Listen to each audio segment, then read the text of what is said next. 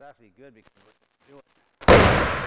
Hey, he threw your glasses. Wrestling did not get enough votes from the International Olympic Committee to be a part of the 2020 Summer Olympic Games. Sports enthusiasts around the world are shocked and crying out. In New Brunswick, local wrestlers have competed at the Olympic level and won medals several times.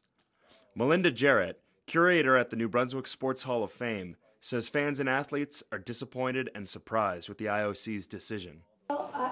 Well, this is what's going to ultimately decide the fate of Olympic wrestling. It's going to be a public outcry, and they have an international community here that wins and wants to continue winning. Going back as far back as 1952 with Armand Bernard, who participated in the Helsinki Olympics, and we've got 1976 with Michael Berry at the Montreal Olympics, and his brother Sean, who participated in the 1980 Olympics. The desire is there, the interest is there. I know there are certainly a lot of people in the province of New Brunswick who will be disappointed if it is cut, but they're the ones that are going to have to make the case for it.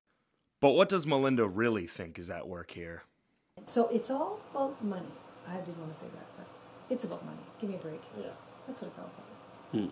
All I right. don't even know it, which just makes me sick in the thought of it. Yep. She isn't the only one who's a bit upset.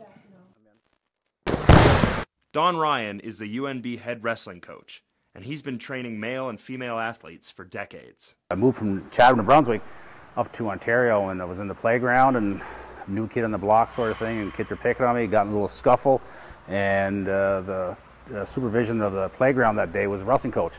I had a choice, go to detention or go to wrestling practice, so I obviously chose wrestling practice, think it was only going to be 2 hours, and started in '79 as an athlete, and then continued on high school, then university, and after that started coaching. The U.S. Olympic Committee, the top 3 sports in the history of the U.S. Olympics, track and field, swimming, wrestling. They said 100% that they want wrestling back in. So for all the countries, Iran had 60 Olympic medals, 38 of them are from wrestling. So a lot of these countries, wrestling is the #1 sport. The decision to exclude wrestling from the core sports of the 2020 Summer Olympics is far from final.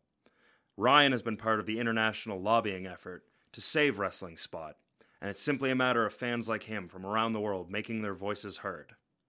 For Stu Journalism, I'm Mark Logie.